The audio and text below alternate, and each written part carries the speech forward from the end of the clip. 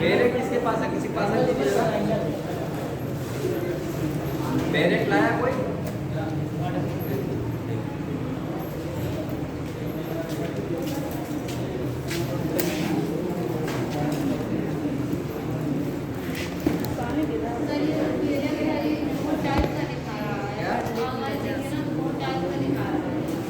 Online में देखिए ना, ऑनलाइन में वो अपना साथ नोट जोड़ देता है। वही डायरेक्ट लेंगे, सबकी लैंग्वेज सेम रहेगी, कोई अंतर नहीं रहेगा। हिंदी में हो सकता है थोड़ा सा अंतर भी हो जाएगा अक्सर, इंग्लिश में कोई अंतर नहीं। हिंदी में भी 99% सेम रहता है। उसके बाद डायरेक्ट में नीचे 60 नोट्स लिखी जाती है, टिप्पणी, वो अपने ढंग से हर डायरेक्ट का अलग रहेगा, लेकिन जो मूल चीज़ है वो हर डायरेक्ट में ही रहेगा। ऐसा नहीं है ऑनलाइन वो अपने लैंग्वेज में लिख देंगे। किसी भी पब्लिकेशन का आपने जैसे CLA का डायरेक्ट आता है, ये तो केवल हिंदी का है, थोड़ा मोटा रहेगा, बड़ा रहता है, वो दोनों भाषा में होता है। हाँ, एक साइड सेम चीज, इधर हिंदी इधर इंग्लिश, और कोई चेंज नहीं रहेगा। 10 पेयर उठा लीजिए, क्योंकि इसमें वो अपना कुछ नहीं जोड़ सकते जो है सेम, इसीलिए इसका नाम रखा गया है बेयर। बेयर का मतलब खाली होता है, मतलब एक ही चीज, एक है, केवल एक। अब तो बेयरिंग मोटे होने लगे, कुछ बेयरिंग ऐसे आते हैं कि उसमें कोई टिप्पणी नहीं होती है, केवल इसका प्रोविजन रहता है। जैसे कानून प्रकाशन एक है, अब बंद हो गया है, अगर कहीं आप लोग को मिले देखिएगा, उसका कॉन्स्टिट्यूशन का बेयरिंग किसका आधार रहेगा, और उसमें 60 नोट्स नहीं होती है। लेकिन आप लोग किया करिए ऐसा बेयरिंग किया कि इसमें 60 नोट्स हो, समझाया गया आपका नोट्स नहीं। तो 13 चल रहा था ना, मूल अधिकार में हो गया था, मूल अधिकार की परिभाषा, प्रकृति सब। उसके बाद 12 समाप्त हो गया था 13, अनुच्छेद 13 में भी पार्ट 1 और 2 हो गया था ना।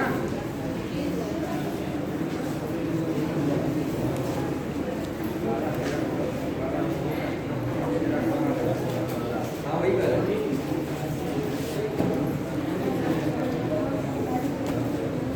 देखिए। 13 का एक था कि कोई भी विधि जो संविधान के पहले लागू थी, वो संविधान लागू होने के बाद अगर उससे असंगत है तो शून्य होगी। और दूसरा था 13 का 2 कि कोई राज्य ऐसी विधि नहीं बनाएगा जो हमारे संविधान के अधिकारों को छीनती है या न्यून करती है। ये दोनों हो चुका था। अब तीसरा देखिए, इसमें क्या है, इस अनुच्छेद में जब तक इस संदर्भ से अन्यथा अपेक्षित न हो, इसका मतलब है कि इस अनुच्छेद में अपेक्षित न हो। तो अब ये चीजें बताई गई क्या क्या अपेक्षित होना चाहिए। जैसे क है इसका, हम पढ़ रहे हैं, समझ में आएगा। विधि के अंतर्गत भारत के राज्य क्षेत्र में विधि का बल रखने वाला कोई अध्यादेश, आदेश, उपविधि, नियम, विनियम, अधिसूचना, रूढ़ि या प्रथा, ये हो गया क। मतलब कि भारत के राज्य क्षेत्र में कोई भी अध्यादेश का मतलब जो बिल लाया जाता है, कानून नहीं बना रहता, वो आदेश जैसे कोई भी सरकारी अथॉरिटी हो जो जारी करती है आदेश, वो आदेश होता है। उपविधि जैसे विधि होती है, कई उसके सब ला होते हैं, उससे संबंधित वो विधि कराते हैं। नियम जैसे कई कानून ऐसे हैं कि उसमें ला रहता है, फिर नियम होता है। जैसे CPC आप लोग पढ़ेंगे, उसमें सेक्शन है और नियम भी है, रूल अलग से। विनियम वो होते हैं कि जो किसी विधि को लागू करने के लिए रेगुलेशन लगाए जाते हैं। जैसे एक पुलिस एक्ट है यहाँ का, इंडिया के जो पुलिस एक्ट है यूपी का बता रहा हूँ, उसमें आप लोग देखेंगे तो उसका रेगुलेशन होता है, विनियम। जैसे होता है ना कि रूल और रेगुलेशन कहा जाता है ना, एक नियम है, रेगुलेशन, उसके अनुसार मतलब प्रक्रिया चलती है। नियम में बता दिया गया क्या क्या है, रेगुलेशन क्या होता है, वो प्रक्रिया बताता है। और हर नियम में नहीं है, 2-4 ऐसे एक हैं, जैसे पुलिस एक्ट बताया, और है इसमें प्रक्रिया की जरूरत पड़ती। अधिसूचना जैसे किसी भी अथॉरिटी द्वारा, जैसे कॉलेज प्रशासन से कुछ होता है तो अधिसूचना जारी कर दी जाती है, कॉलेज इस दिन बंद रहेगा, इस दिन खुलेगा, इतने समय तक एडमिशन होगा, वो कहलाता है रूढ़ी या प्रथा। तो आप लोग जानते हैं कोई परंपरा जो चली आ रही है वो बहुत दिनों से, तो रूढ़ी या प्रथा कहलाती है। आगे इसमें बता रहे हैं और क्या है।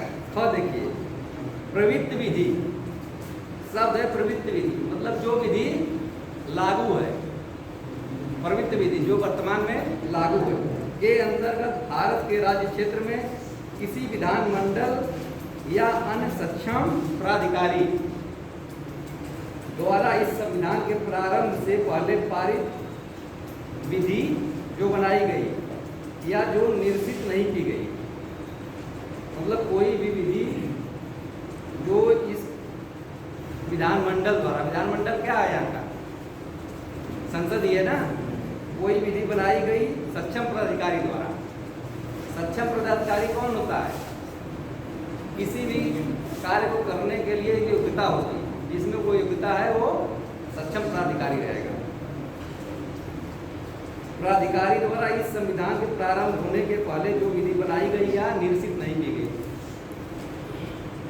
जिसके पास वो देखे मेरे,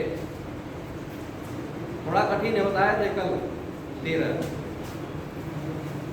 चाहे वो ऐसी विधि या उसका कोई भाग उस समय पूर्णतया अवशिष्ट क्षेत्र में परिवर्तन नहीं है। और अगला है, इस अनुच्छेद में कोई बात 368 के अधीन लागू किए गए संविधान के किसी संशोधन को लागू नहीं होगी। इसका मतलब कि इस भाग में अनुच्छेद 368 क्या है? संविधान संशोधन की प्रक्रिया है, उसके अधीन जो संशोधन किया जाएगा उस पर लागू नहीं होगी। इस भाग की कोई चीज जो संशोधन किया जाएगा उसको लागू नहीं होगी उस पर। और आगे आएगा, हम कहीं पढ़े उसको आएगा तो हम लोग चाहते हैं, उसको माना जाता है कि जो संविधान 368 कोई विधि नहीं है, उसमें केवल प्रक्रिया, इसलिए उसको चुनौती भी नहीं दी जा सकती। सूचना और अधिसूचना को दोनों में अंतर क्या होता है? देखिए सूचना यूज करने के लिए दोनों कर लिया जाता है। हाँ वो चीज़ है, लेकिन जो सूचना ऐसे सामान्य भी दी जा सकती है कि यह सूचना है, हम भी आप भी दे सकते हैं, ठीक। लेकिन किसी प्राधिकारी को इसे समानतया दोनों के नेचर में कोई अंतर नहीं, लेकिन किसी सरकारी कर्मचारी द्वारा, किसी सक्षम प्राधिकारी द्वारा दी जाती है, उसी को नाम अधिसूचना दे दिया जाता है। ये सब हिंदी का वो अंतर है, और इसमें दोनों के प्रकृति में बहुत अंतर नहीं है। इंग्लिश का ट्रांसलेशन दोनों का सेम ही है। वही हम बता रहे हैं ना कि हिंदी का अंतर है, इसीलिए कर रहे हैं कि अंग्रेजी वाली चीज़ आप इसको देखेंगे दोनों, अंग्रेजी में बहुत सी चीज़ें हैं, उसका दूसरा हो है, एक ही शब्द का हिंदी में 4 है, और हिंदी में 4-5 हम कैसे समझ जा रहे हैं? क्योंकि हमारी मदर टंग क्या है? हिंदी है। हिंदी के अंदर को हम समझ जा रहे हैं, अंग्रेजी वाले को हम समझना ही नहीं चाहते हैं। बात है कि हमको लगता है कि अंग्रेजी उसको छोड़िए, ये बात है। ये हो गया 13 पूरा। अब इसमें हम कुछ चीजें नोट करा देते हैं आपको 13 में। और 13 में दो आप लोगों को बताया था ना सिद्धांत, पृथक्करण का सिद्धांत और आच्छादन का नहीं बताया। आच्छादन का सिद्धांत है, वर्गीकरण का सिद्धांत, कोई पृथक्करण या वर्गीकरण एक और कोई बोले थे। इसमें 3 सिद्धांत आते हैं। 7 तत्व का सिद्धांत बताया है ना, पीठ और सब्सटेंस। एक इसमें आच्छादन का सिद्धांत भी है, आच्छादन का सिद्धांत। और उसमें एक केस आई थी भीखा जी केस, उसी केस में वो लागू किया गया था। तो उसको आपको बहुत नहीं जानना, बस ये जानिए कि कौन मेन केस है, क्या सिद्धांत है, किस पे लागू किया गया था, बस इसको नोट कर लीजिए 13 का।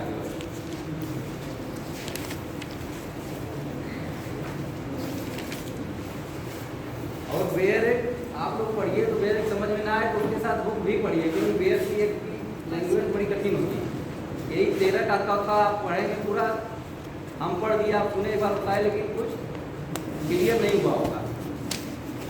उसमें देखेंगे बहुत परंतु है क ख ग, लेकिन पहला दूसरा जो था क्लियर है कि हाँ कोई विधि है, उसके पहले बनाई गई एक मिथ्यात्व में और एक उसके बाद। तो उसमें बहुत परेशान मत रहिए। अगर लिखने को भी आ जाता है आपके पास, ठीक है, आप 13 का तीनों पार्ट बहुत अच्छा नहीं लिख पा रहे तो 2 पार्ट आप अच्छा लिखिए। आज गर्मी कुछ ज़्यादा है, हम लोग पूरी खोल देनी चाहिए कि हवा क्रॉस करें।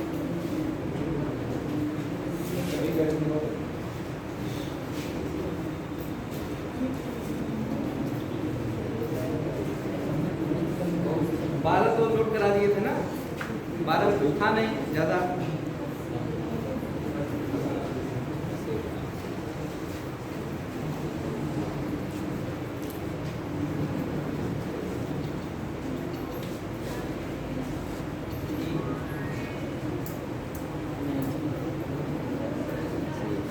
देखिए 13 में ये चीज़ हमको नोट करना नहीं है, क ख ग जो मैं बोला, ठीक। जो अभी मैं 13 का बेयरिंग पढ़ा उसको तो नहीं नोट करना है, वो तो पता है। इसमें एक चीज़ नोट करिए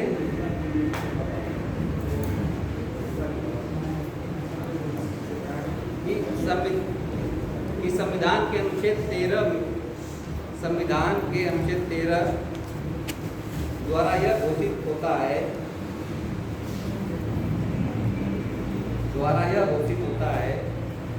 कि संविधान संशोधन कोई विधि नहीं है। संविधान संशोधन कोई विधि नहीं है, इसलिए उसे चुनौती नहीं दी जा सकती। एक ऐसा क्यों कहा जाता है? क्यों ये मानता है कि संविधान संशोधन जो एक प्रक्रिया है, उसको विधि नहीं मानता है। लेकिन आगे नोट करिए उसी में, लेकिन केशवानंद भारती के मामले में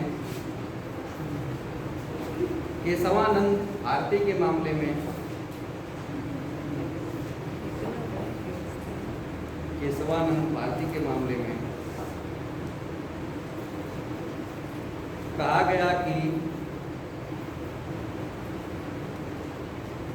मूल अधिकार के हनन होने पर संविधान संशोधन को चुनौती दी जा सकती है।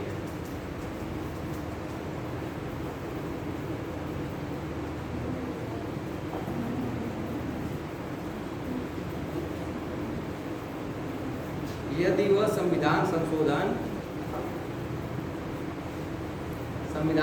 को चुनौती दी जा सकती है, हो गया। यदि वह संविधान संशोधन मूल ढांचे के विपरीत हो या खिलाफ हो,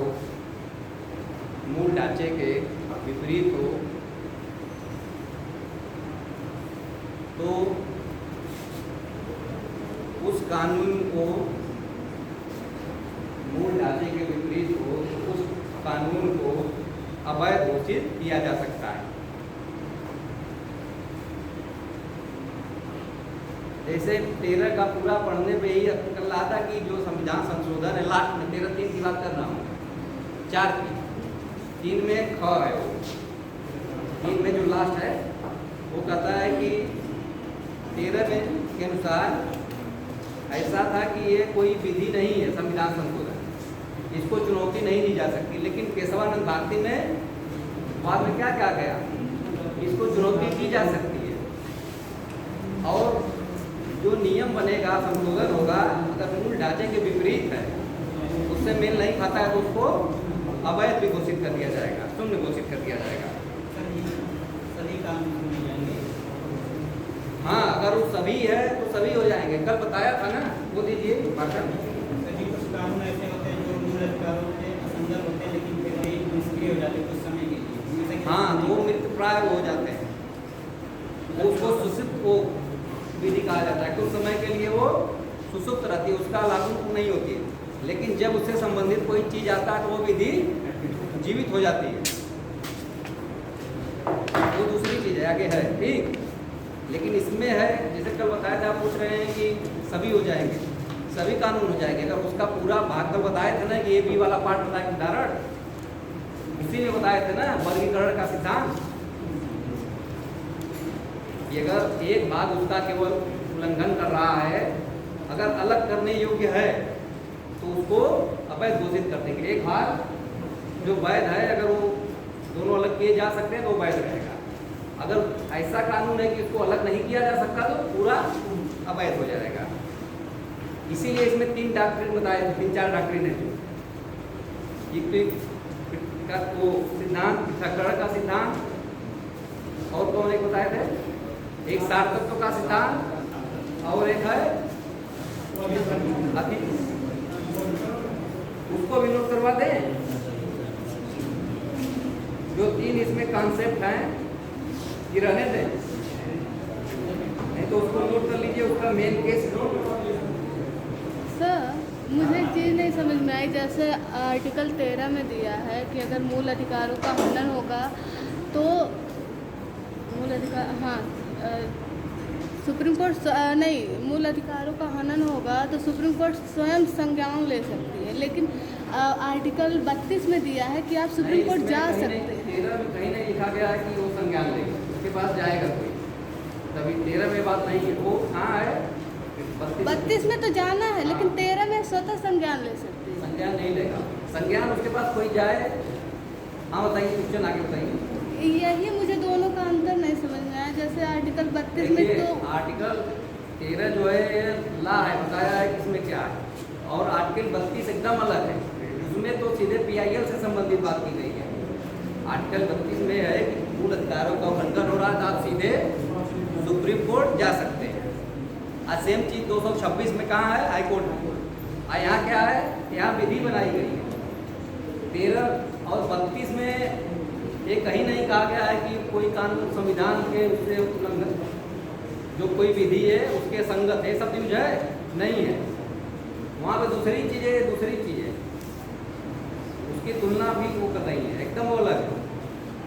32 को पढ़िए और इसको पढ़िए।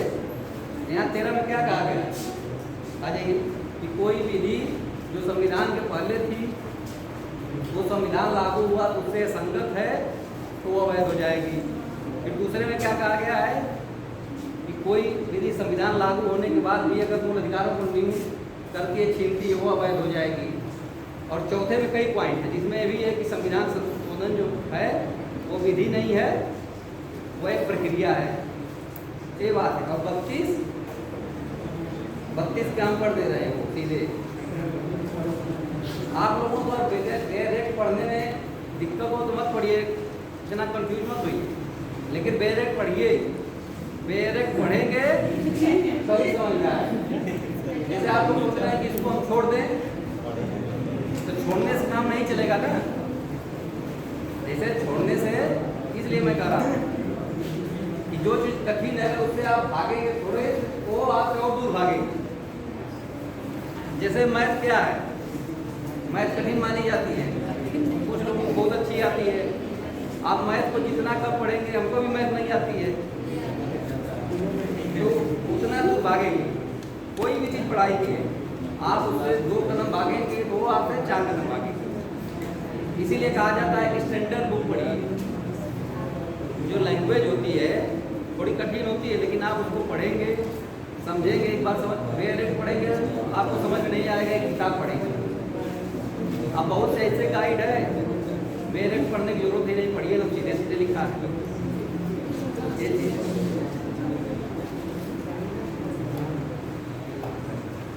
उसको बताइए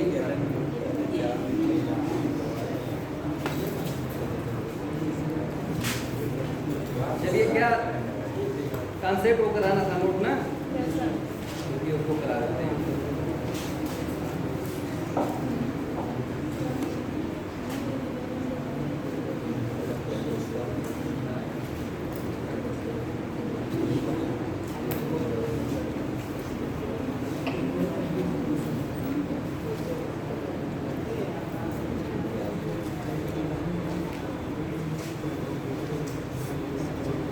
पृथक्करण का सिद्धांत या पृथक्करणीयता का सिद्धांत, पृथक्करण का सिद्धांत ये बताए थे, वही सेम चीज है। कल हम बताए थे कि जो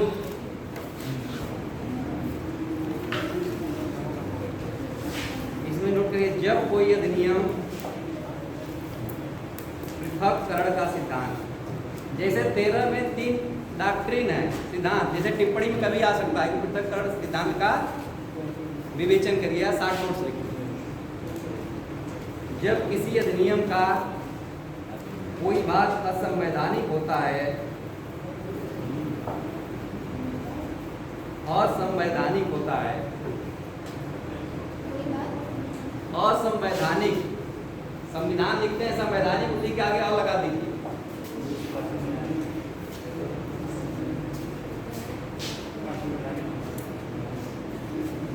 असंवैधानिक होता है,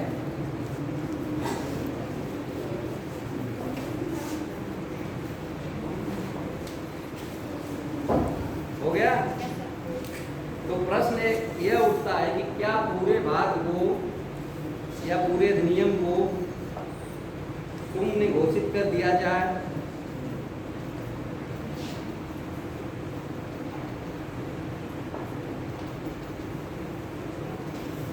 क्या पूरे अधिनियम को या भाग को शून्य घोषित कर दिया जाए, या केवल कुछ भाग को अवैध घोषित किया जाए, शून्य घोषित किया जाए?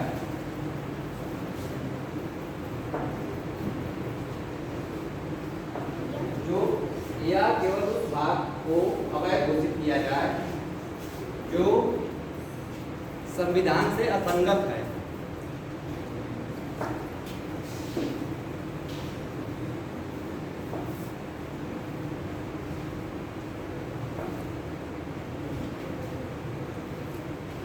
या केवल उस भाग को अवैध घोषित किया जाए जो संविधान से असंगत है। हो गया। ऐसे मामलों के लिए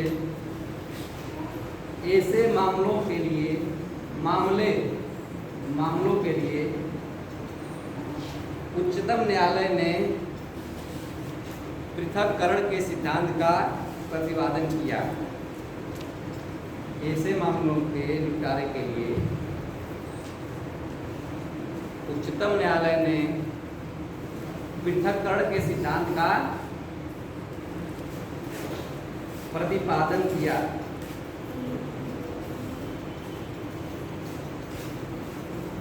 सेम चीज है जो कल मैं वही बताया था कि अगर वो अलग करने योग्य है तो अलग कर दिया जाएगा, अलग करने योग्य नहीं है तो पूरा बन जाएगा। इसी को आप लोगों को बस किताबी भाषा में लिख लीजिए। आगे नोट करिए, प्रतिपादित किया। हो गया। इस सिद्धांत के अनुसार किसी अधिनियम का अवैध भाग, इस सिद्धांत के अनुसार किसी अधिनियम का अवैध भाग उसके शेष भाग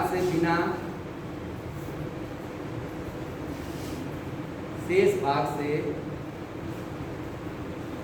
बिना विधानमंडल के आशय,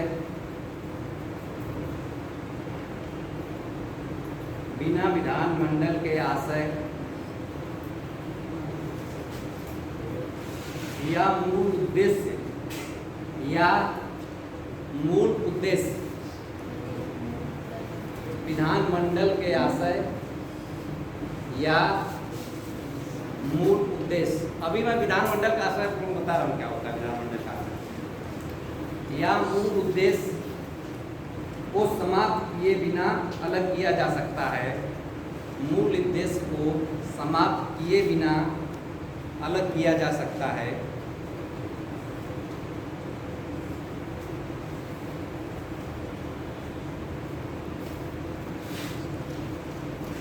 हो गया।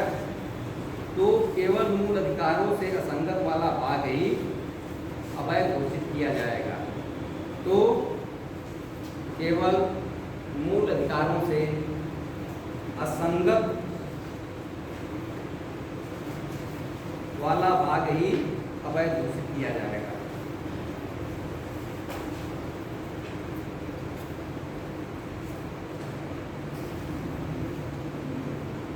पूरे अधिनियम को नहीं,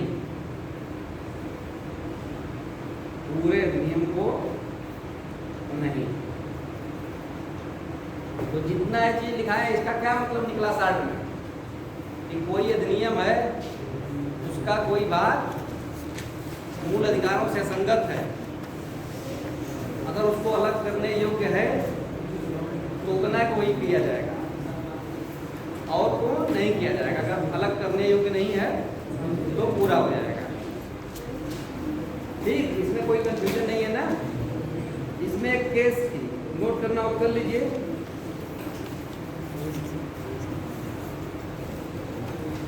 बंबई राज्य बनाम बालसारा, बंबई राज्य बनाम बालसारा।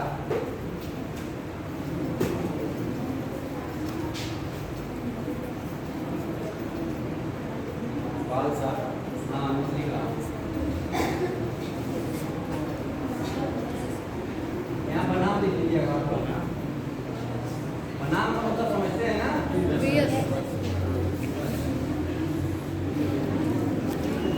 बालसारा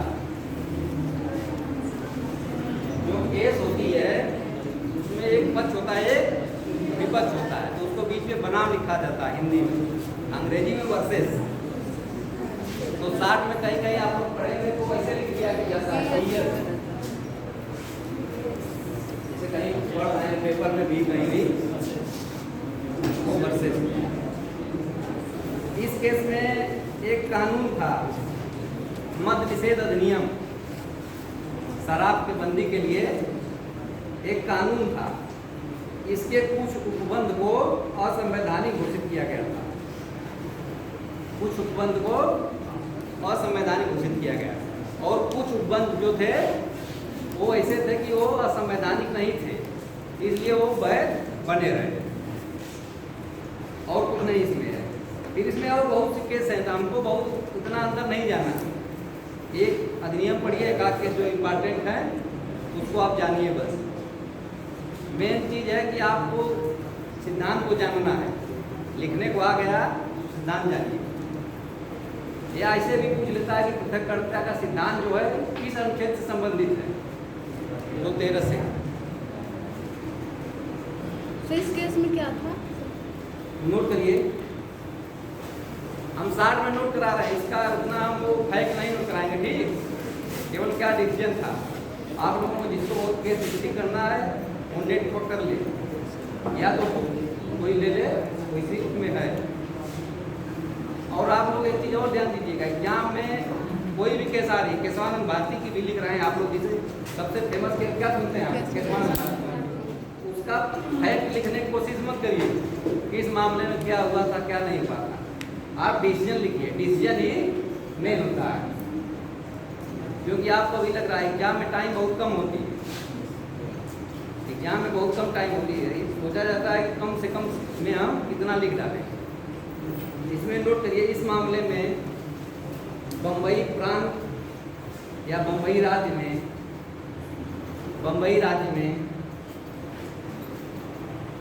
मद्य निषेध लिख रहे हैं। मद्य का मतलब कि शराब बंदी के लिए होता है। मद्य निषेध अधिनियम 1949, मद्य निषेध अधिनियम 1949 के कुछ उपबंधों को, उपबंध मतलब प्रावधान होता है, उपबंधों या प्रावधानों को असंवैधानिक घोषित कर दिया गया, असंवैधानिक घोषित कर दिया गया।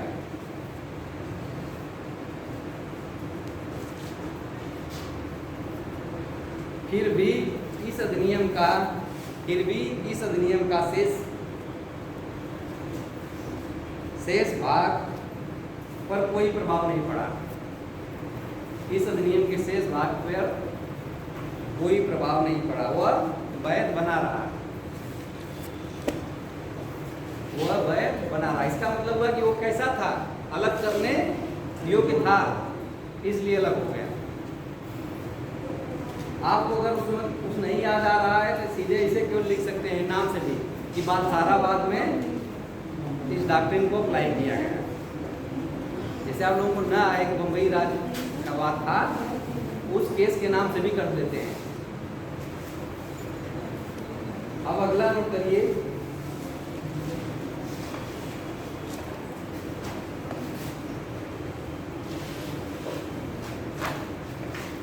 सिद्धांत था आच्छादन का सिद्धांत। आच्छादन का सिद्धांत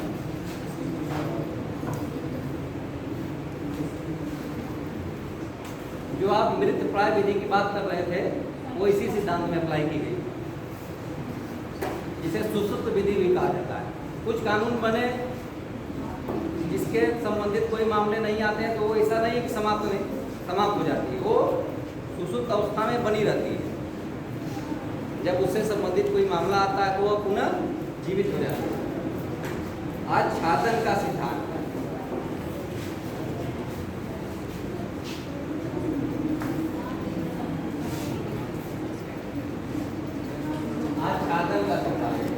आच्छादन मतलब क्या होता है? किसी चीज को आच्छादित कर देना, किसी चीज को ढक लेना, जो शाब्दिक अर्थ इसका है। हाँ, इसकी थोड़ी लैंग्वेज देखिए, इसकी लैंग्वेज यूज करेंगे आप लोग तो कठिन रहेगी, लेकिन जो कॉन्स्टिट्यूशन की भाषा है वही लिखना चाहिए।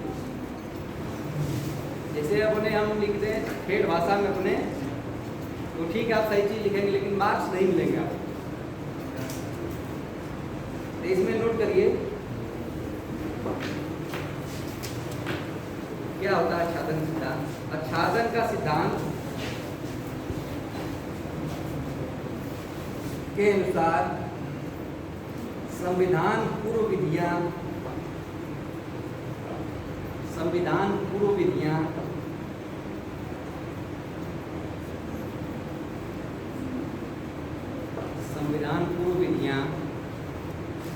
संविधान लागू होने पर उस मात्रा तक अवैध होंगी, उस मात्रा तक अवैध होंगी जिस मात्रा तक उस मात्रा तक अवैध होंगी जिस मात्रा तक वो संविधान से असंगत है।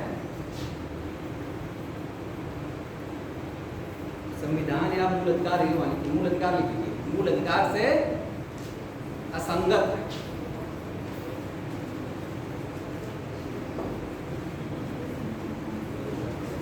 ऐसी हो गया, ऐसी विधियां प्रारंभ से शून्य नहीं होती है। ऐसी विधियां प्रारंभ से शून्य नहीं होती है। जैसे जब विधि बनी तब से शून्य नहीं है वो। जब किसी को पता लगा कि ये हमारे मूल अधिकार का उल्लंघन कर रही है, कोई कोर्ट में जाएगा तभी पता लगेगा ना। आपके मूल अधिकार का उल्लंघन हो रहा है, अगर कोर्ट को नहीं पता लग रहा है तो उसमें कैसे कोई बोलेगा? तो ये शून्य प्रारंभ से नहीं होती है। ऐसी विधियां प्रारंभ से शून्य नहीं होती, बल्कि अधिकारों के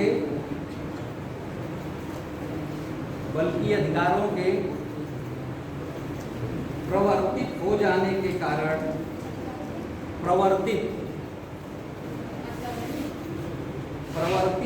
के कारण मृतप्राय हो जाती है और उनका प्रवर्तन नहीं कराया जा सकता। बोल रहे हैं कहाँ से छुटा है?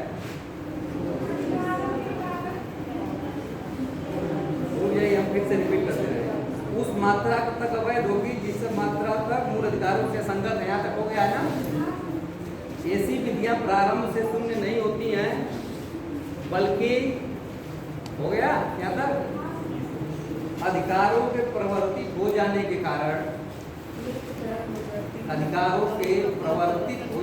कारण वे मृतप्राय हो जाती है। मृत नहीं हो जाती है। देखिए मृत प्राय शब्द यूज किया गया कि मरे गए तमाम हो जाती है मृत की, और उनका प्रवर्तन नहीं किया जा सकता, उनका प्रवर्तन नहीं किया जा सकता है। प्रवर्तन का मतलब क्या हुआ? लागू करना, मतलब उनको लागू नहीं कराया जा सकता है, उनका प्रवर्तन नहीं किया जा सकता। यहाँ तक हो गया सबका ना? अब आगे नोट करिए, ऐसे कानून बिल्कुल लुप्त नहीं होते, ऐसे कानून बिल्कुल लुप्त नहीं होते हैं।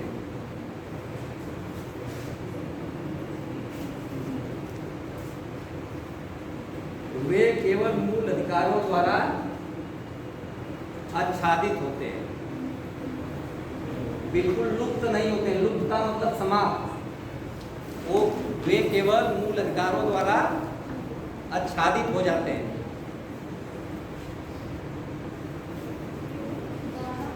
आच्छादित हो जाते हैं, तो इसका मतलब क्या भाई? जो कानून होते हैं मूल अधिकारों द्वारा ढक लिए जाते हैं, वो समाप्त नहीं हो जाते थे। तो इस पे भी क्वेश्चन बन सकता है कि मृत प्राय विधि का किस सिद्धांत में हो? तो ऑप्शन दे दे कि सार तत्व का सिद्धांत, आच्छादन का सिद्धांत।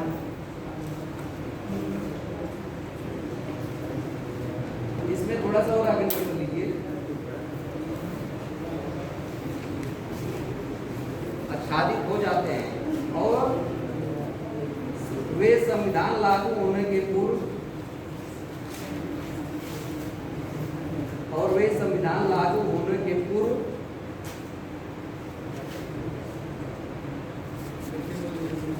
संविधान लागू होने के पूर्व सभी संव्यवहारों के लिए, सभी संव्यवहारों के लिए, संव्यवहार का मतलब कि उस संबंध में जो भी क्रियाकलाप हुआ उसकी बात की गई। संव्यवहारों के लिए उनका अस्तित्व वैध बना रहता है, उनका अस्तित्व वैध बना रहता है।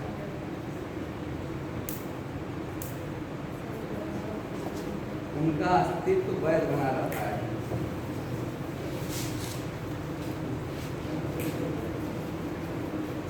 ये हो गया आच्छादन का सिद्धांत। इसको किस बात में अप्लाई किया गया था? भीखा सिंह बनाम मध्य प्रदेश राज्य। आगे नोट कर लीजिए।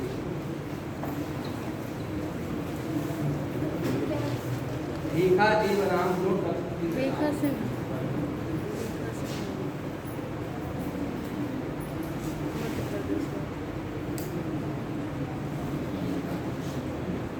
भीखा जी बनाम मध्य प्रदेश राज्य। भीखा जी बनाम मध्य प्रदेश राज्य। बस इसमें इतना ही लिख लीजिए। इस समस्या के किस समस्या का था? आच्छादन की। मतलब इस समस्या के निराकरण के लिए उच्चतम न्यायालय ने आच्छादन का सिद्धांत प्रतिपादित किया।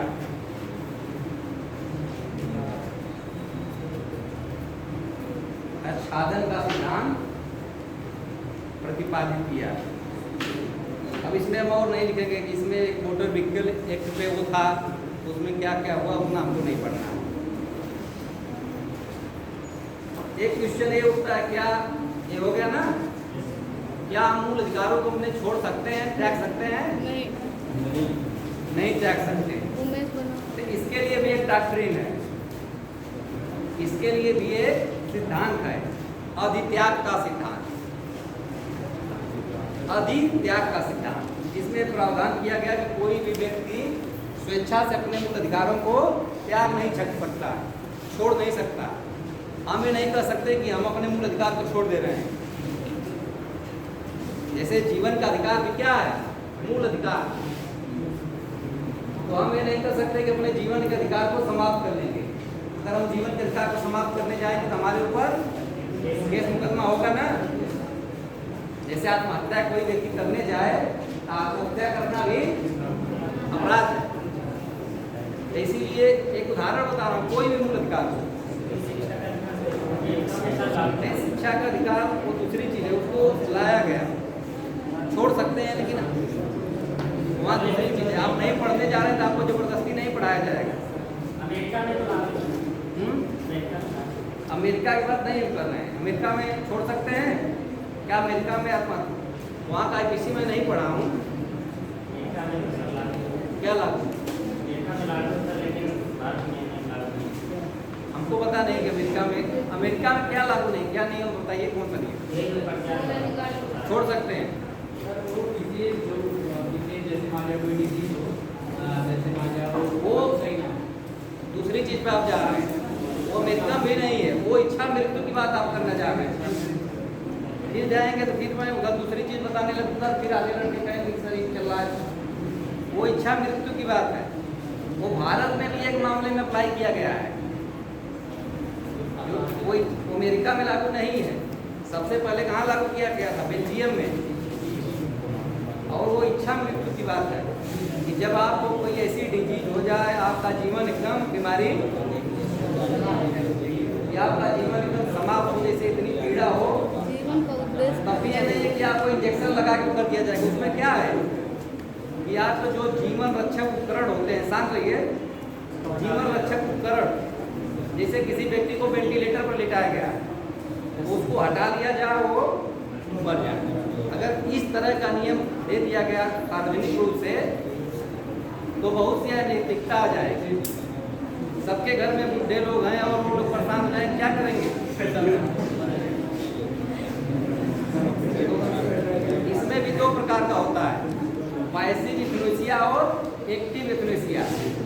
पैसिव का मतलब अनिच्छिक, जैसे वही हटा दिया जाता है। एक्टिव जो होता है उसमें सीधे किसी व्यक्ति को कह दे कि हमको इच्छा मृत्यु चाहिए, फांसी दे दिया जाए, इंजेक्शन दे दिया जाए जहर का। और भारत में एक मामले में अप्लाई किया गया था, अरुणा शान बाग का नाम सुने होंगे आपको। अरुणा शान बाग एक नर्स थी, उस मामले में किया गया था। अब फिर भी उनके अप्लाई नहीं किया गया, आदेश दे दिया गया था कि इनका वो बहुत दिनों से कोमा में थी। वो दूसरी चीज आप कर रहे हैं, वो इच्छा मृत्यु की बात कर रहे हैं। ठीक, हम क्या बता रहे हैं? मूल अधिकार को त्यागना। हम मूल अधिकार को त्याग नहीं सकते। इसका नोट कर लीजिए, कौन सा सिद्धांत है? अधित्याग का सिद्धांत।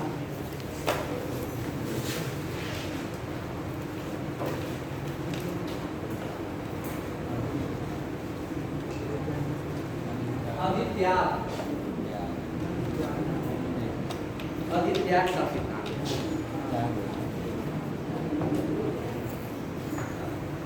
हो सकता है कि जीएस के पार्ट में आप लोग को इच्छा मृत्यु कुछ लिखने को आ जाए तो उस चीज को पढ़ लीजिएगा, इच्छा मृत्यु क्या होती है। कई देशों ने लागू किया है।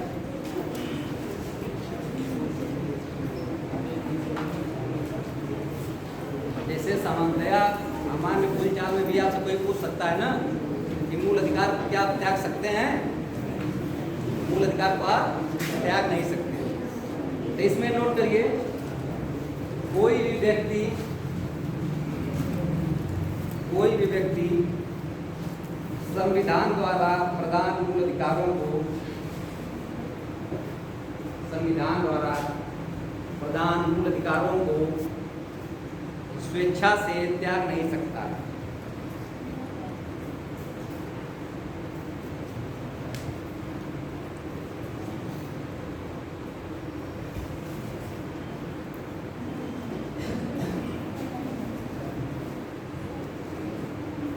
स्वेच्छा से त्याग नहीं सकता।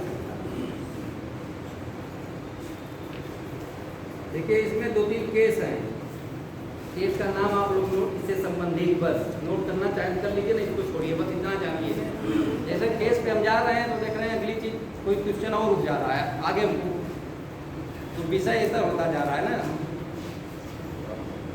तो इसी से संबंधित आगे बढ़ते हैं। ठीक है, इतना जानिए कि मूल अधिकार को हम त्याग नहीं करते स्वेच्छा से।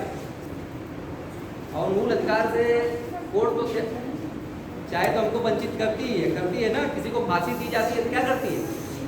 मूल अधिकार से उसको व्यक्ति का जीने का अधिकार मूल अधिकार है, लेकिन उसको फांसी दी जा रही है तो उसके मूल अधिकार का हनन हो रहा है। तो किसी व्यक्ति को तो फांसी दी जा रही है तो क्या वो कर सकता है कि हमारे मूल अधिकार का हनन हो रहा है?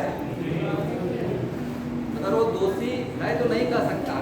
जैसे क्या है, किसी भी व्यक्ति को उसके प्राण एवं दैहिक स्वतंत्रता से बिना सम्यक प्रक्रिया के, बिना सम्यक विधि की अगर उसको कोर्ट के फैसले से पूरा धीरे धीरे प्रक्रिया से गुजरते हुए फांसी दी जा रही है तो उसके मूल अधिकार का हनन नहीं होगा, क्योंकि वो विधि की सम्यक प्रक्रिया वहाँ यूज की गई है। समझ रहे हैं ना? अब ये हो गया ठीक। इसमें एक केस है, नोट करना, केवल नोट कर लीजिए। कई केसें हैं, उसको हमको आगे नहीं देखना। अब हम लोग देखते हैं आर्टिकल 14 क्योंकि 13 बहुत हो गया।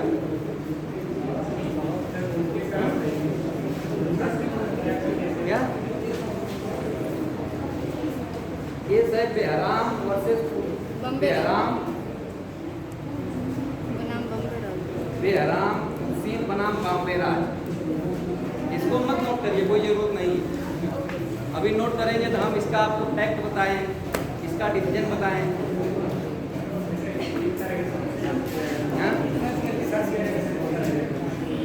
क्या सर्च करने के लिए नोट कर लीजिए। बेहराम सील बनाम बॉम्बे राज। काम की चीज़ आप लोग कम सर्च करते हैं। जैसे अभी पढ़ रहे हैं तो उतना ही पढ़ने की कोशिश करिए जितना आपको काम दे। नहीं एक केस पढ़ने लगेंगे आप ना, एक केस 50-50, 100-100, 400 पेज की होती है और बहुत चीज़ें आपको समझ में नहीं आएगी केस में क्या है। इसीलिए बुक में 60 में करके दिया जाता है। आप एक बार सर्च करेंगे इस नाम से तो आपको सैकड़ों केस आएंगे। अगला आप नोट करिए, अनुच्छेद 14 क्या है? अनुच्छेद 14 में समता का अधिकार। तो इसमें क्या शब्द यूज किया गया? विधि के समक्ष समता। विधि के समक्ष मतलब विधि के सामने सभी लोग समान हैं। इसका सुनिए क्या है, वेरिएंट की लैंग्वेज।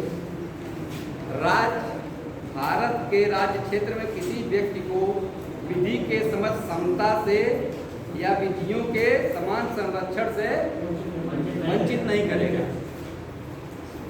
तो इसका मतलब क्या हुआ?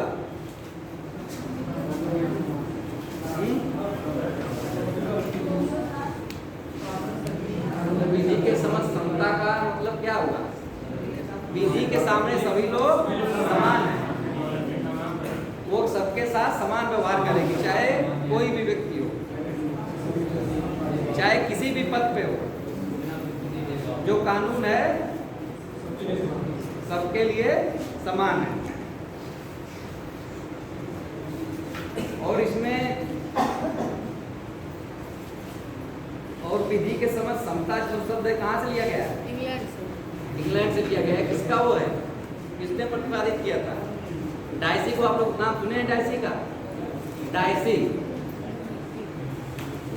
डायसी ने ही प्रतिपादन किया था विधि के समक्ष समता, इक्वलिटी बिफोर लॉ। और इसमें एक शब्द और यूज किया गया है आगे, विधियों के समान संरक्षण। इसको कहाँ से लिया गया है? अमेरिका की संविधान से।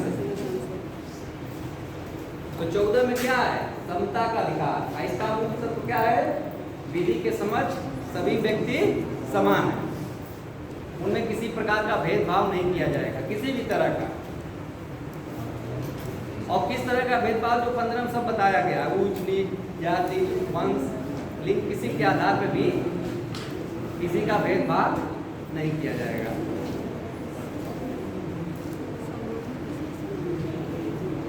और जो डायसी का सिद्धांत है इक्वलिटी बिफोर लॉ, इसको क्या कहते हैं? विधि का शासन। वही होता है विधि का शासन, जहाँ विधि का शासन रहेगा वहाँ अराजकता नहीं रहेगी। माना जाता है किसका शासन है वहाँ? कानून का, विधि का शासन है वहाँ पे।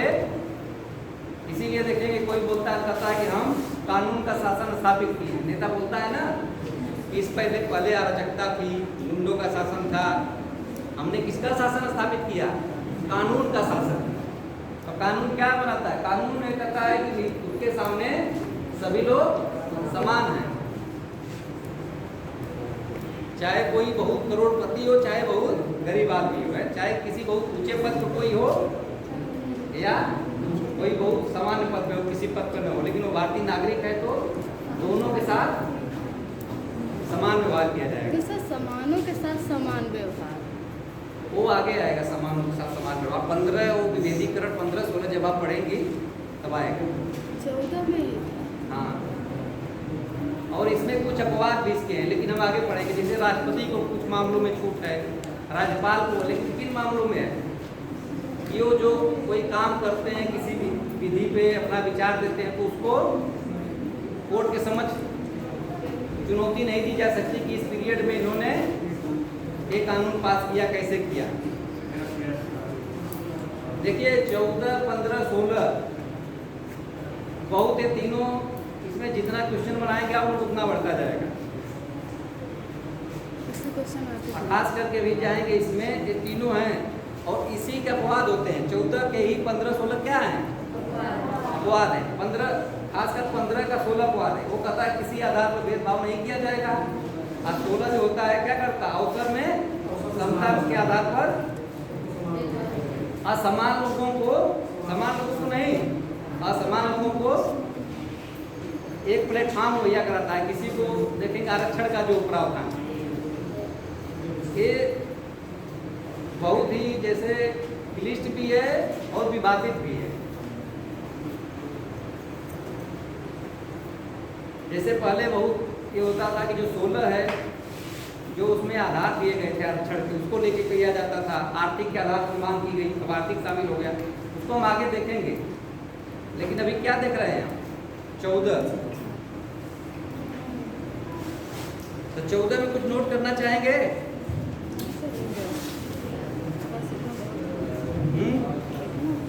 एक तो नोट कर लीजिए, बेयर एक्ट की लैंग्वेज सभी लोग। भारत के राज्य क्षेत्र में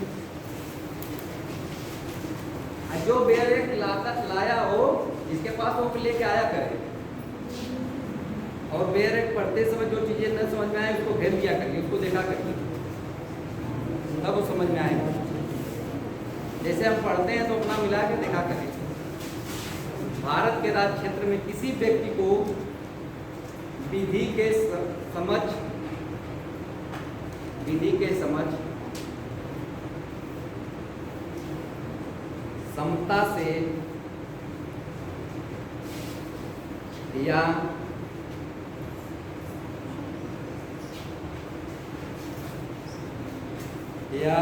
विधियों के समान संरक्षण, विधियों के समान संरक्षण से वंचित नहीं करेगा।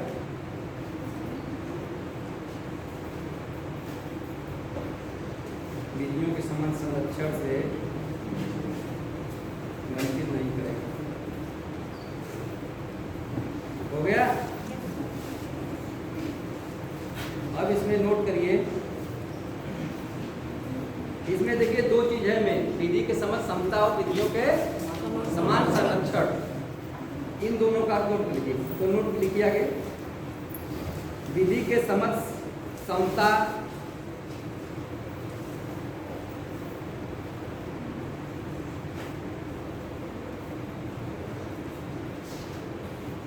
लगभग सभी संविधानों में पाया जाता है। जितने संविधान है सबने अपनी अर्ज शामिल किया है, जो कि नागरिकों को मूल अधिकार प्रदान करते हैं।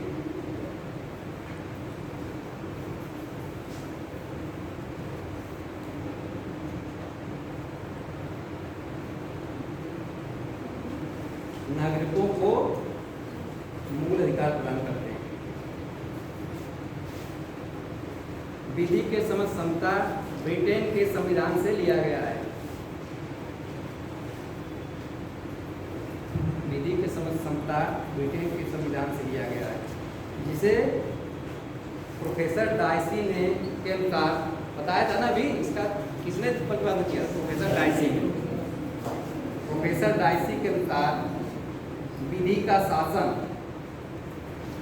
रूल ऑफ लॉ कहते हैं। विधि का शासन रूल ऑफ लॉ। देखिए इसमें भी बहुत सी केसेस हैं, लेकिन हम भी केस पे हम नहीं जाएंगे। एक आप लोग कोई पढ़ा होगा तो एक कैफरेट केस है और केस है, हम लोगों को बस प्रोविजन देखेंगे। हो गया? विधि के समझ समता क्लियर हो गया ना, और कहाँ से लिया गया और किसने इसका प्रतिपादन किया। अब दूसरा इसका क्या बात छूट गया क्या? कहाँ छूटा? विधि के समझ समता वाक्यांश ब्रिटेन के संविधान से लिया गया है, जिसे प्रोफेसर डाइसी के अनुसार विधि का शासन कहते हैं। विधि का शासन मतलब रूल ऑफ लॉ। इसको तो मैं कई बार बोला भी हूँ, जिसे एकदम छूट जाए वही शब्द लिखने के लिए परेशान मत रहा करिए आप लोग ना, अपने लैंग्वेज में लिख लीजिए। उसी चीज़ को मैं पहले बता लेता हूँ अपनी लैंग्वेज में, तब लिखाता हूँ किताबी भाषा में। अगर आप सुनेंगे ध्यान से तो उसमें लिख सकते हैं। अब अगला क्या इसमें बच रहा है? विधियों के समान संरक्षण। क्या क्या उनको भी प्राप्त है, उनको भी प्राप्त है।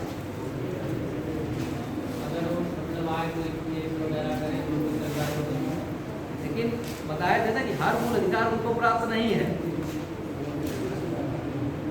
उनको हर मूल अधिकार नहीं प्राप्त है विदेशियों को। मर्डर कर देंगे तो है, उसमें तो है, मर्डर कर लें, चोरी कर लें, तो उनको भी सजा का प्रावधान होगा।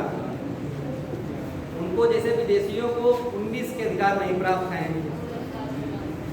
मूल अधिकार में सभी आ जाता है ना, उनको 19 वाले जो अधिकार हैं वो सब नहीं है प्राप्त। और मर्डर करने के सब तो अपराध करेंगे तो जो हमारे लिए कानून है वही उनके लिए भी। और यहाँ का भी व्यक्ति है जो किसी दूसरे जगह जाके वो अपराध कर देगा, तो वो जब भी भारत आएगा तो उसको उस अपराध के लिए सजा मिलेगी। क्या पूछना चाहते हैं? अगर वहाँ का कानून दूसरा हो, यहाँ का दूसरा हो, हाँ तो भले वहाँ कानून है, लेकिन वो अपराध कहाँ किया? भारत में, भारत के राज्य क्षेत्र में किया। तो आप लोग आईपीसी पढ़ेंगे तो उसमें सेक्शन यही है कि जो चीज़ यहाँ अपराध है आप बाहर जाके कहीं करते हैं, तो जब भी आपकी वो होगी वापसी, आपको उस मामले में अभियोजित किया जाएगा, मतलब मुकदमा चलेगा। अब कोई बाहर का व्यक्ति है, उसके यहाँ कोई चीज़ अपराध नहीं है, भारत में आके अपराध करता है, तो उस पर मुकदमा चलेगा। बहुत सी चीज़ें हैं विदेशों में वो नहीं है। हमारे यहाँ भी है कि आप सड़क पर पान खा के सूख नहीं सकते हैं, सड़क गंदी, लेकिन यहाँ पर उसको अप्लाई नहीं किया जा सकता। लेकिन आप जाइए इंग्लैंड, अमेरिका, स्विट्जरलैंड, देखिए गंदगी करिए,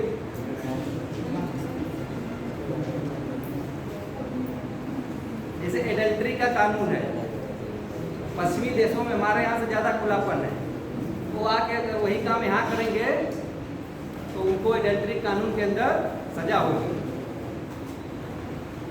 तो अगर भारत के पूरे गणराज्य किसी क्षेत्र में करेंगे तो यहाँ तक इसमें नियम है कि भारत में पंजीकृत कोई जहाज है समुद्री, उस पर भी अपराध करते हैं तो उसकी सजा उनको मिलेगी।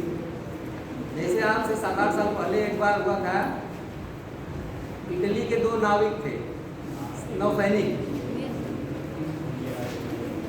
तो उन्होंने 2 मछुआरों को मार दिया था और उन्होंने फिर सहारा लिया कि हम लोग जाने नहीं किए, लुटेरे हैं। उनको सजा मिली थी। वो कहाँ काम किए थे? सब पूरा समुद्र में। तो तो भारत की जो किसी भी देश की जो कानून है, समुद्री सीमा है, तो उसका निर्धारण है कितने नॉटिकल मील तक इस देश का कानून लागू होगा। नॉटिकल मील क्या होता है? समुद्री दूरी नापने का इकाई है। चलिए आगे इसमें देखिए। आप लोग दूसरा चीज पूछने बहुत उत्सुक रहते हैं, इससे संबंधित चीज नहीं पूछते, थोड़ी सी दूसरी चीज रहती है। कहाँ विधियों के समान संरक्षण ना, इसमें लिखिए दूसरा वाक्य, विधियों के समान संरक्षण अमेरिका के संविधान से लिया गया है। अमेरिका के संविधान से लिया गया है।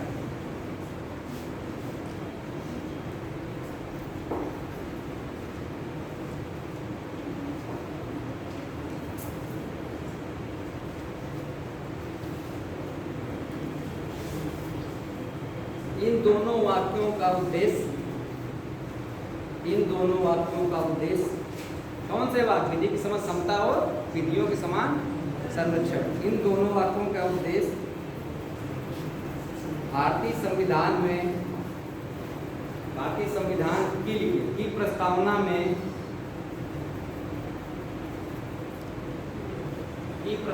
में परिकल्पित का क्या होता है कि कोई परिकल्पना की जाए जिसको हम सोचे। जो उद्देश्य का है वो क्या है? वो परिकल्पना की गई कि हम ऐसी चीज पाना चाहते हैं। परिकल्पित समानता, उसमें समानता शब्द की बात की गई है ना, समानता की स्थापना करते हैं। इनका उद्देश्य क्या है? जो उद्देशिका में समानता शब्द है उसकी स्थापना करना, मतलब उसको लागू करना।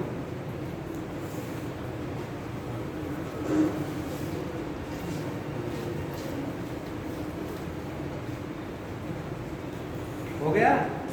ये हो गया 14। इसमें दो चीज मूल है, ठीक।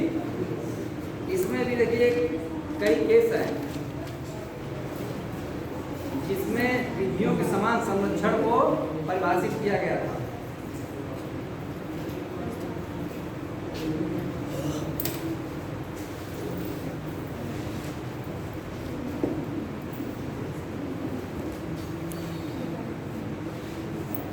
और विधि के शासन और विस्तृत है, जिसमें इसमें नैसर्गिक न्याय का सिद्धांत आता है। जो विधि का शासन है और विस्तृत है, इसमें क्या होता है? दो चीजें आती हैं। जैसे किसी भी व्यक्ति को किसी चीज के लिए अगर दंडित किया जाता है तो उसको क्या पहले किया जाएगा? नोटिस दी जाएगी। इसके लिए एक सिद्धांत है कि दूसरे पक्ष को भी सुनो, दूसरे पक्ष को सुनो। मान लीजिए हम आपको किसी को कह दें कि आपको कल से क्लास में नहीं आना है और उसको मौका न दें, वो पूछेगा ना कि हम कल से क्लास में क्यों नहीं आएंगे। इसमें एक सिद्धांत आता है, इसमें वर्णन नहीं है लेकिन इसी के थ्रू निकलता है। कोई भी बुक पढ़ेंगे तो आप लोग को मिलेगा। तो दूसरे पक्ष को सुनो, तो बच्चा कोई रहेगा तो अपना पक्ष रखेगा ना कि क्यों निकाला जा रहा है। हम बताएंगे कि ये गलती करते हुए आपको हो सकता है कि वो गलती न करता हो, हमको लग रहा हो।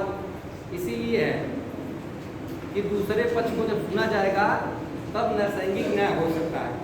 नैसर्गिक न्याय का मतलब क्या होता है? प्राकृतिक न्याय। प्राकृतिक न्याय जो न्याय है वो प्राकृतिक, उसमें कोई गलत चीज ना हो। वो 14 में ही आएंगे, ठीक। इसको आगे हम कल कराना होगा तो आगे करा देंगे कि नैसर्गिक न्याय क्या है।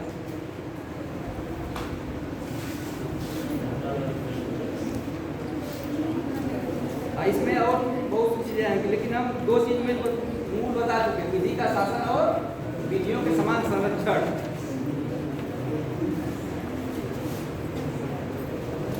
और नैसर्गिक न्याय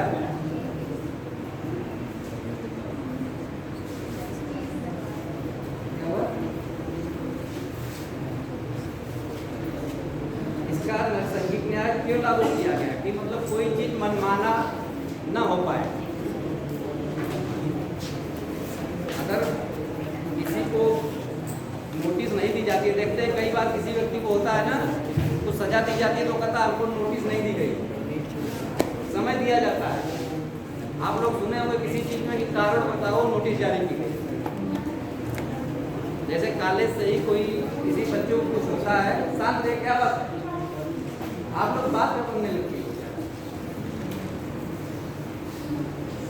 किसी चीज पे नोटिस जारी की जाती है कि आपको कॉलेज से क्यों ना निकाल दिया जाए, तो ये नैसर्गिक न्याय का ही वो है, भाग है। तो वही आप कारण बताएंगे ना, क्या हुआ?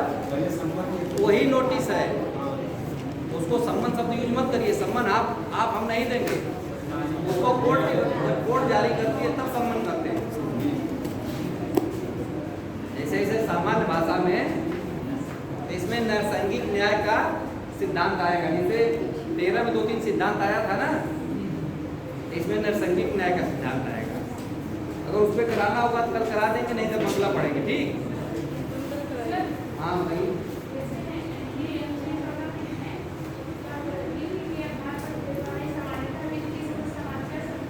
हाँ,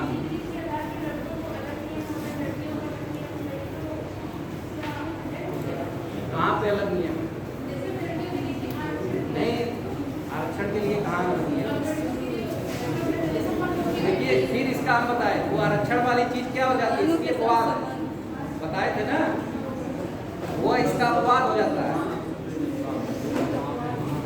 आरक्षण इसके आधार पे तो आरक्षण ही नहीं होना चाहिए। अगर 14 को देखें, 14 को देखेंगे तो इसके आधार पर कोई आरक्षण ही नहीं होना चाहिए, क्योंकि वहाँ तो भेद पैदा हो जा रहा है ना।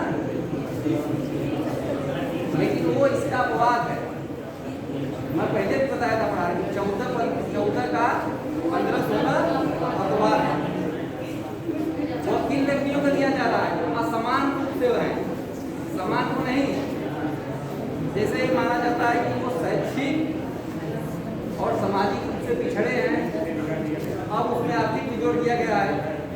अब ये बताइए कि किसी बच्चे को पूरी सुविधा हो, वो बचपन से पढ़ रहा है और ऐसे माहौल में, और एक बच्चा है जो बच्चा तुझे दिल्ली पढ़ रहा है, अच्छे कॉलेजों में पढ़ रहा है, और यहाँ का बच्चा जो है, क्या दोनों का IQ लेवल समान हो सकता है?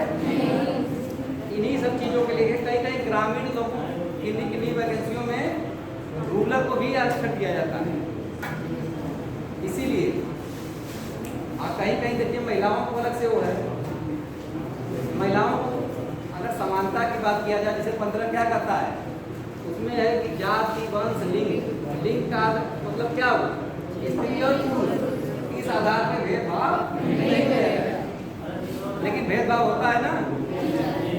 लड़कियों को अभी बहुत से फॉर्म आ रहे हैं सेंट्रल गवर्नमेंट के, उसमें पैसा नहीं देना पड़ता, लड़कों को देना पड़ता है। तब वो इसके अपवाद है। यही है, कोई भी लाभ पढ़ेंगे आप इस संविधान, इतने अपवाद है, उसको ध्यान से आप पढ़ें, ध्यान से समझेंगे, समझ में आएगा। कोई चीज़ मैं बताया था ना, उसका प्रश्न जोड़ दिया जाता है, उसका अपवाद है। कोई कानून बनेगा, नीचे लिख दिया जाएगा अपवाद, ये शामिल नहीं होंगे। अगर ये सब न होते तो इतना कोर्ट कचहरी का मुकदमा ही नहीं होता। समझ रही है ना, वो इसके अपवाद है। 16 देखिए 15 भी वही कर रहा है, 16 में फिर वही बात हो रही है। कई लड़कियों को देखिए और महिलाओं के लिए चुनाव लड़ने के लिए भी वो है, पंचायती राज में भी तो इसमें नहीं लागू हुआ है राष्ट्रीय स्तर पे, लोकसभा और विधानसभा में उसके लिए भी कई बार बिल लाया गया, लागू नहीं हुआ है। लेकिन स्थानीय स्वशासन में लागू है ना, उनके लिए 33% आरक्षण यूपी में महिलाओं के लिए, तो यहाँ भी भेदभाव हो गया। ये क्या है, तो वही अपवाद के अंदर आ जाएगा।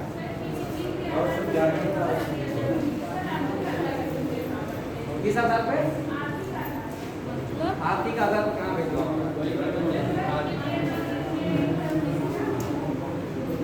हाँ, तो वो इसलिए किया गया है, उसको कई मामलों में लाया गया, वो पहले नहीं था।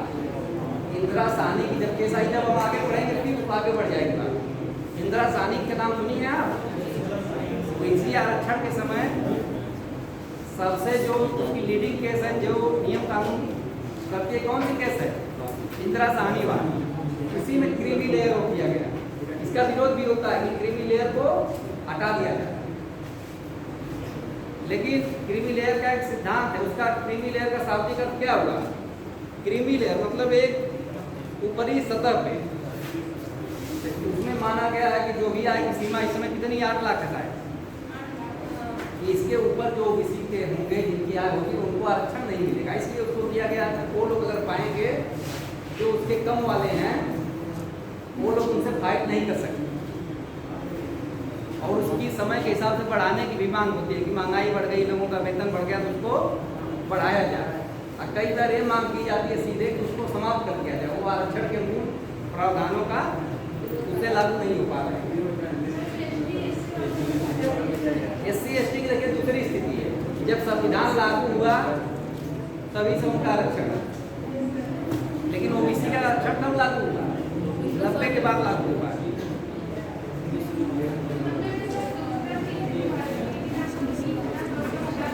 चलिए अब कल इस पे बात करेंगे, टाइम हो गया ठीक। जब हम